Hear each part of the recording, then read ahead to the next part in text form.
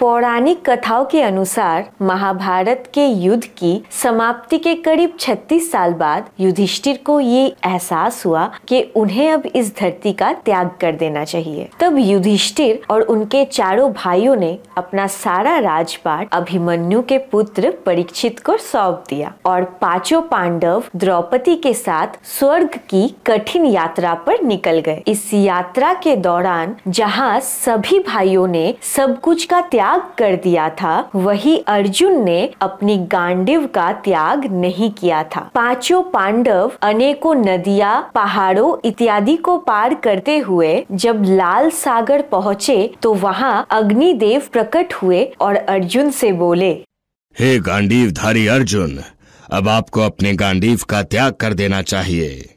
ठीक है अग्निदेव। अग्निदेव की बात मानकर अर्जुन ने अपने गांडीव का त्याग कर दिया और भाइयों के साथ आगे बढ़ गए। यात्रा के दौरान जब पांडव बद्रीनाथ पहुँचे तो वहाँ भगवान शिव ने उन्हें दर्शन दिया। उसके बाद वो सरस्वती नदी के उद्गम स्थल पर पहुँचे। वहाँ उन्हें नदी को पार करना था, किंतु द्रौपदी को नदी पार करने में परेशानी हो रही थी। तभी भीम ने एक बड़ा सा चट्टान उठाकर नदी में डाल दिया, जिस पर चलकर द्रौपदी ने नदी को पार किया। कहा जाता है आज भी माड़ा गांव में सरस्वती नदी के उद्गम पर वो चट्टान आज भी मौजूद है। वर्तमान में वो चट्टान भीम पुल के नाम से जाना जाता है। जब पांचों पांडव द्रौपदी के साथ आगे बढ़े तो एक जगह पर उनके साथ एक कुत्ता भी चलने लगा। कुछ दूर चलने के बाद द्रौपदी एक जगह लड़खड़ाकर गिर गई। तब भीम ने युधिष्ठिर से पूछा,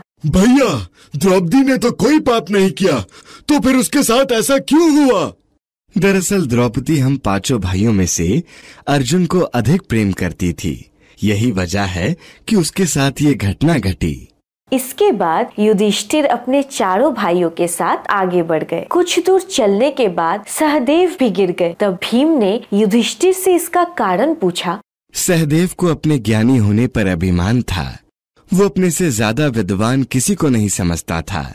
उसके इसी दोष की वजह से ऐसा हुआ। फिर कुछ देर चलने के बाद नकुल भी गिर गए। तब भीम ने इसका कारण पूछा तो युधिष्ठिर ने कहा, नकुल को अपने रूप पर बहुत अभिमान था।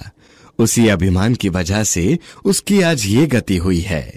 इसके बाद युधिष्ठिर, भीम और अर्जुन उस कुत्ते के साथ आगे बढ़ गए। लेकिन कुछ दूर चलने के बाद अर्जुन भी गिर गए। तो भीम ने युधिष्ठिर से इसकी वजह पूछी तो युधिष्ठिर ने कहा, दरअसल अर्जुन को अपने पराक्रम पर अभिमान था। उसने कहा था कि मैं एक दिन में शत्रुओं का नाश कर दूंगा, लेकिन ऐसा संभव नहीं था। अपने अभिमान की वजह से आज उसकी ये हालत हुई है। अब युधिष्ठिर और भीम उस कुत्ते के साथ आगे बढ़ गए। लेकिन कुछ दूर आगे चलने पर भीम भी गिर पड़े। तब भीम ने इसका कारण भी युधिष्ठिर से पूछा तो युधिष्ठिर ने कहा, तुम बहुत ज्यादा खाते थे और अपने बल का झूठा प्रदर्शन करते रहते थे।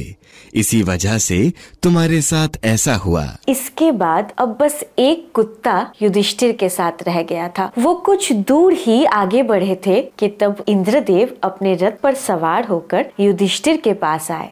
युधिष्ठिर, हम आपको अपने साथ स्वर्ग ले जाने आए हैं। आप हमारे साथ इस रथ पर चलें। हे इंद्रदेव, मेरी आपसे प्रार्थना है कि मेरे चारों भाई और द्रौपदी रास्ते में गिर गए हैं। कृपा करके उन्हें भी मेरे साथ स्वर्ग ले चलें। आप चिंता ना करें, वो आपसे पहले ही स्वर्ग पहुंच चुके हैं। उन्हें स्वर्ग जाने के लिए शरीर का त्याग करना पड़ा, लेकिन आप सशरीर स्वर्ग जाएंगे। तो फिर इस कुत्ते को भी मेरे साथ ले चलें। इसे भी मेरे साथ स्वर्ग जाने की आज्ञा दीजिए। इंद्रदेव ने कुत्ते को साथ ले जाने से मना कर दिया। तब युधिष्ठिर बोले, अगर ये कुत्ता मेरे साथ नहीं जाएगा तो मैं भी नहीं जाऊंगा।